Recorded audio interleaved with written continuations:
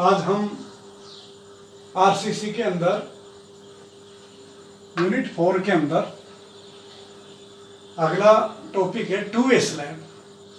To way slab, तो जैसा कि आप जानते हो इससे पहले मैंने वन वे स्लैब बताई थी। वन वे स्लैब क्या थी? Ly upon Lx more than 2, तो वन वे स्लैब थी जिसको बोलते थे slab spanning in one direction. लेकिन अगर ये Ly upon Lx less than equal to 2 है तो टू वे स्लैब है, या slab spanning in two direction. तो टू वे स्लैब को हम प्रेफर करते हैं, टू वे स्लैब को रिकमेंड करते हैं। क्यों? ताकि इसमें स्टील कम आएगी, डेप्थ कम है, नहीं दोनों तरफ बेंड होगी, डिफ्लेक्शन कम होगी, तो ये इकोनॉमिकल है टू वे स्लैब। इसमें चारों एजिज पर सपोर्ट चाहिए, चारों एजिज पर, ठीक है ना। या तो लोड बेरिंग वाल चाहिए या आपका बीम चाहिए, और इसके अंदर आपका ये कंडीशन सेटिस्फाई होनी चाहिए, तो कहोगे टू वे स्लैब, ठीक है, टू वे स्लैब। तो हमें कोशिश करनी चाहिए टू वे स्लैब बनाने की, ताकि इकोनॉमिकल रहे और आपका डेप्थ भी मिनिमम यूज हो, डिफ्लेक्शन कम हो। तो इस तरह से इसको बोलते हैं टू वे स्लैब। ये लॉन्गर स्पान है, ये शॉर्टर है, ठीक है। अब अगर इसको देखें तो दो प्रकार की है, रिस्ट्रेंड स्लैब फिक्स और अनरिस्ट्रेंड स्लैब। ये सिंपली सपोर्टेड है और ये आपकी फिक्स है, रिस्ट्रेंड है, ठीक है ना, बीम के साथ में मोनोलिथिक कास्ट है आपकी। तो आपके लिए मुख्य तौर पर ये सिंपली सपोर्टेड है आपके सिलेबस में कि इसका डिजाइन आपको करना है। तो पहली कंडीशन तो ये हुई, आप देखोगे कि स्पान लॉन्गर अपॉन शॉर्टर का रेशियो देखोगे।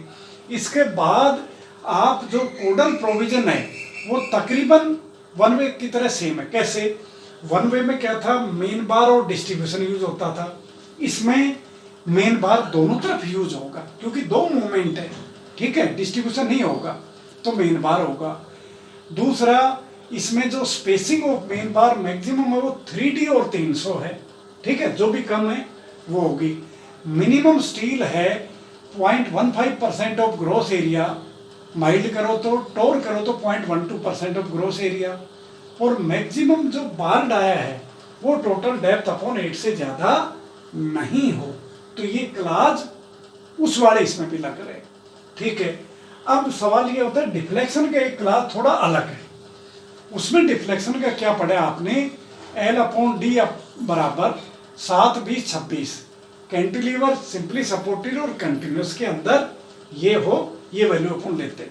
लेकिन इसके अंदर IS कोड ने क्या कहा, अगर स्पान 3.5 मीटर तक हो शॉर्टर वाला और live load 3000 newton per meter square तक हो, तो span to overall depth ratio 35 और 40 होगा सिंपली सपोर्टेड और कंटिन्यूस का।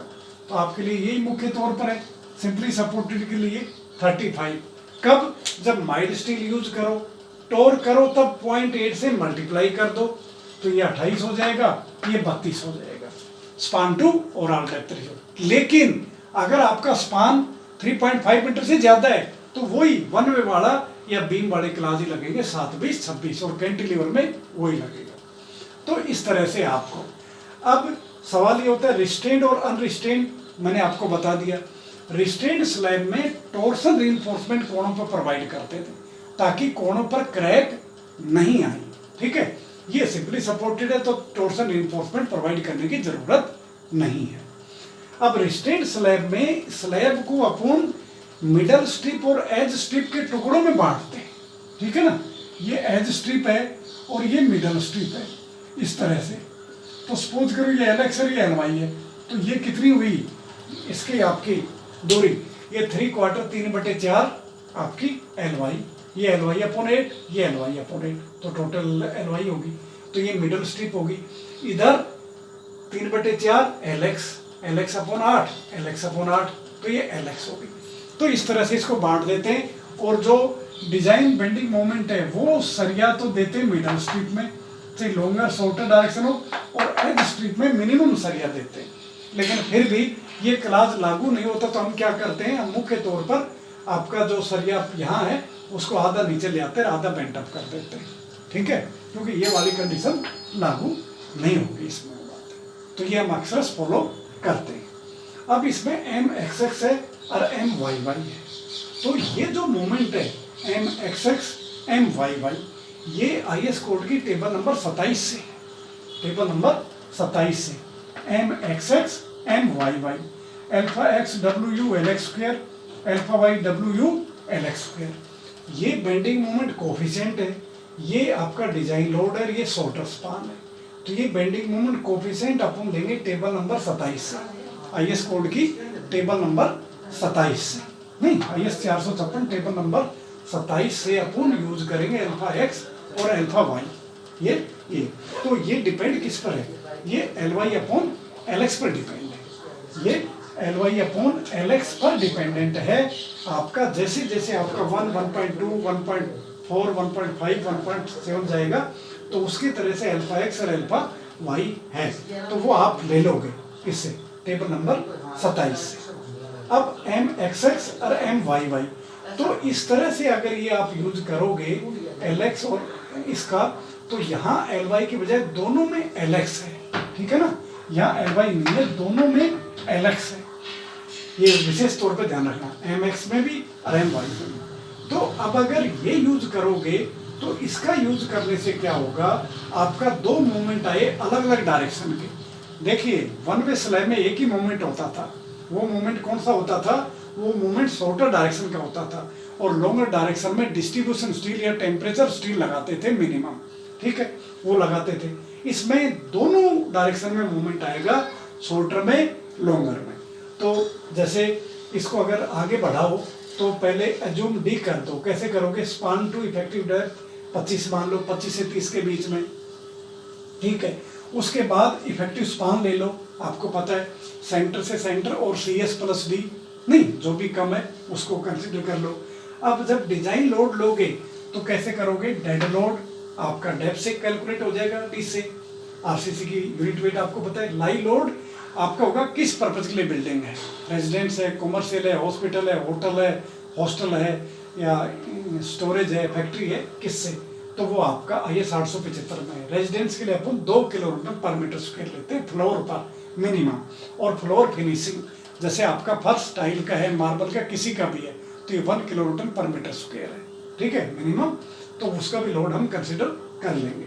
अगर एक्चुअल थिकनेस डेप्थ दे रखी है तो उससे ये तो अज्यूम कर लेंगे, तो इनको जोड़ लेंगे, फैक्टर कर लेंगे, तो ये डिजाइन लोड आ गया। अब डिजाइन लोड आ गया तो आपके लिए बहुत आसान होगा, ये वाली वैल्यू तो इससे निकालनी टेबल नंबर 27 से, जो LY अपॉन LX का रेशियो जैसे 1.25 आया तो वैल्यू देख लो, बीच में अगर आया तो इंटरपोलेशन भी कर सकते हो आप, नहीं ये।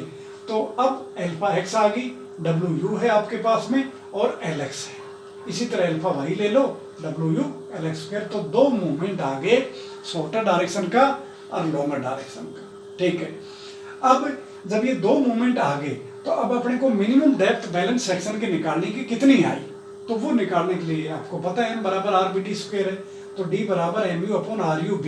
RU के स्टील ग्रेड के ऊपर है 0.148 FC के BD स्क्वायर, 0.138 FC के BD स्क्वायर, 0.133 FC के BD स्क्वायर। तो जैसी स्टील यूज करो तो वैसा आप रख लो। B 1 मीटर है, और यहाँ पर मैक्सिमम मोमेंट लोगे MXX वाला आपका, वो रखकर ये D आ गई, और ये अज्यूम D से कम होनी चाहिए तो ओके है। सामान्य तौर पर बेंडिंग मोमेंट से कम ही आती है, ठीक है, 80, 90, 100 mm के आसपास ही आती है, और हम अज्यूम थोड़ी ज्यादा करके चलते हैं डिफ्लेक्शन वाइज, तो ये सेफ होगी, ठीक।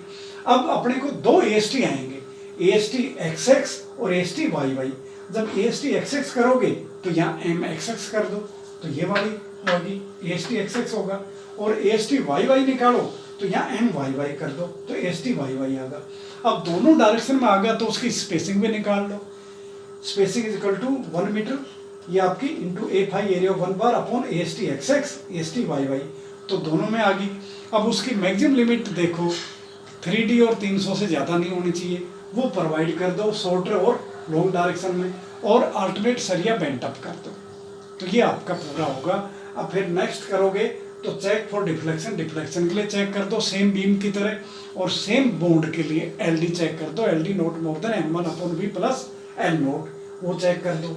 और सीयर के लिए सीयर इन्फोर्समेंट अपन स्लैब में देते नहीं है, हाँ सीयर चेक कर सकते हो आप, वो जनरली सेफ आता है आपका, ठीक है।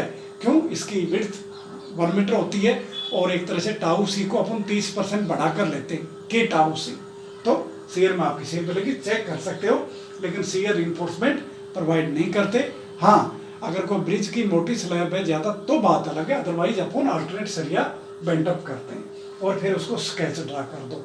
तो इस तरह से ये 2 वे स्लैब का संपूर्ण आपको मैंने डिजाइन प्रोसेस बताया, जो आपको ये क्लियर हुआ होगा। IS कोड की टेबल जरूर देख लेना, ये 27 और ये वैल्यू आपको मैंने बता दी।